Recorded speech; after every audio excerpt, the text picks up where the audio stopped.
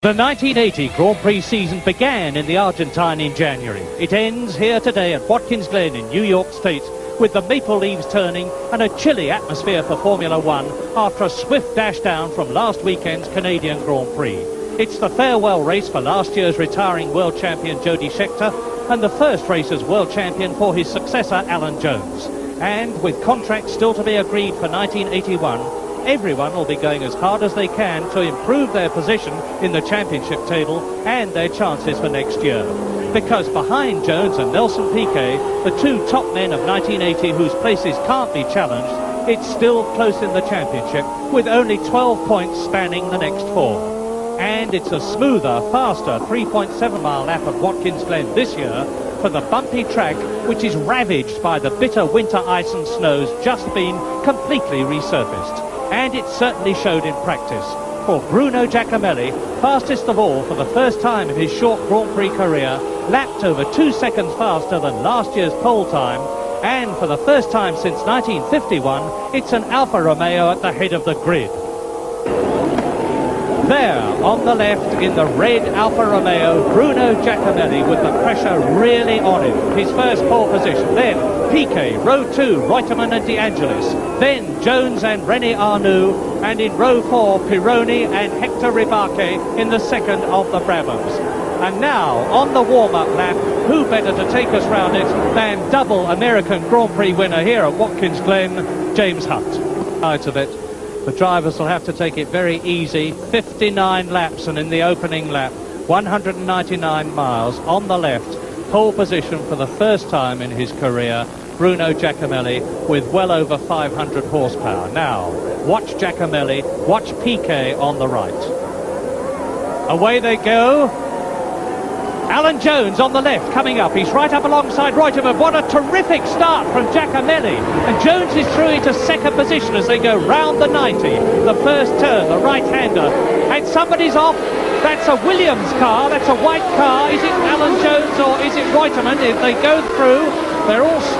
And the race car coming up at the back. But lap one, drama right at the beginning as they go up through the chicane. We'll look down the course hopefully in a minute and see who's leading. It's Giacomelli. And that looks like a Ligier behind him. It's not, it's a Brabham, it's Piquet, and Piquet trying to get through. Giacomelli cuts across, and so Bruno Giacomelli is leading a Grand Prix for the first time in his career. Nelson Piquet, the man who was so terrific in Canada, is in second position, and the third place man is Carlos Reutemann. So it must have been Alan Jones that went off on that first corner, because it was certainly a Williams car. There's Reutemann going round the right-hander in third position, the white car, and that looks like a blue and white Ligier behind it. Yes, just a flash of it there. It's Didier Pironi who is in fourth position. So, lap one, Bruno Giacomelli. Right behind him, Nelson Piquet with 3 wins already this season. There's the battle for the lead. Giacomelli, Piquet in second position. Then look for the white Williams of Carlos Reutemann. There it is, there is Reutemann. Pironi behind him, then De Angelis in fifth position in the Essex Lotus. And the first two coming up to complete lap one. And Alan Jones is definitely still in the race as they complete lap one with 58 laps still to go. But now Giacomelli is pacing it from the front. He's got a clear circuit in front of him, nothing to harass him, and he's had a lot of harassment in the past and got off a replay. Yes, here we got the start again. Giacomelli made an absolutely perfect start. He got clean away, had to be doing 15 miles an hour virtually before anybody else had moved. Jones made a storming start from the third row. Here he comes down the inside, moving up to take a line, and we know that it was him who went off. He must have just dived in a little bit quick. He's on the dusty part of the track, and remember, of course, it's very cold weather here, and it's tough to get the tyres warm, so they'll all be sliding about a little bit more than one would expect. There's Jones on the right, off the track. The Cesaris behind him in the red Alfa.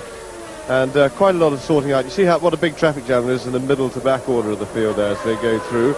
And there's Jones recovered, and he's in about 12th place, we think, there. So if he was setting off in 12th place, he's already started to move up the field there. He'll be really charging.